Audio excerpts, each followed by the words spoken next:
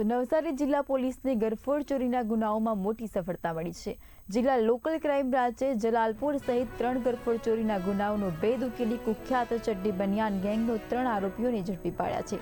પોલીસે CCTV footage, technical surveillance અને human ઇન્ટેલિજન્સના આધારે આરોપીઓ સુધી પહોંચીને તેમની પાસેથી રોકડ રકમ, મોબાઈલ, ઘડિયાળ, તાંબાના ગણેશજીની મૂર્તિ સહિત કુલ રૂપિયા 21,000થી વધુનો મુદ્દામાલ જપ્ત કર્યો છે।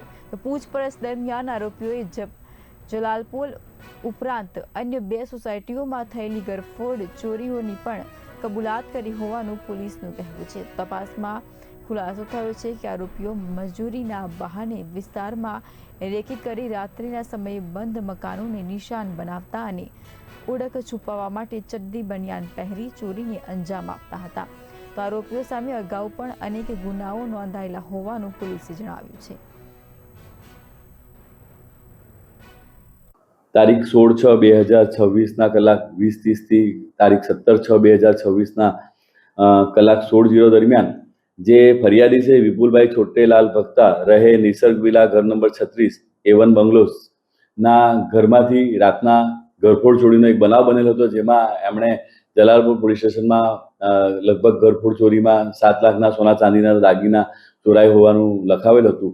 જે બાબતે નવસારી જિલ્લાના એલસીબીના પોલીસ ઇન્સ્પેક્ટર વિજય જાડેજા ગઢવી સાહેબ અને તેમની ટીમે સ્થળ વિઝિટ કરીને એમને સીસીટીવી તેમજ પોતાના હ્યુમન ઇન્ટેલિજન્સ અને બાતમીદારો રોકીને ટેકનિકલ સર્વેલન્સના આધારે જુદા જુદા સીસીટીવીના આધારે એમને ખબર પડેલ કે એરુ અવધ ક્વીન્સ બરીની સામે આવેલ નહેર પાસેથી 3 ઈસમો જે ચંડી બનિયાનધારીના અગાઉના ગુનામાં પણ પકડાયેલા છે, તે લોકો ત્યાં આ મુદ્દામાલ સાથે હોવાનું એમને ખબર પડતા તેઓએ તાત્કાલિક પોતાની ટીમ સાથે ત્યાં એમને પકડી પાડી।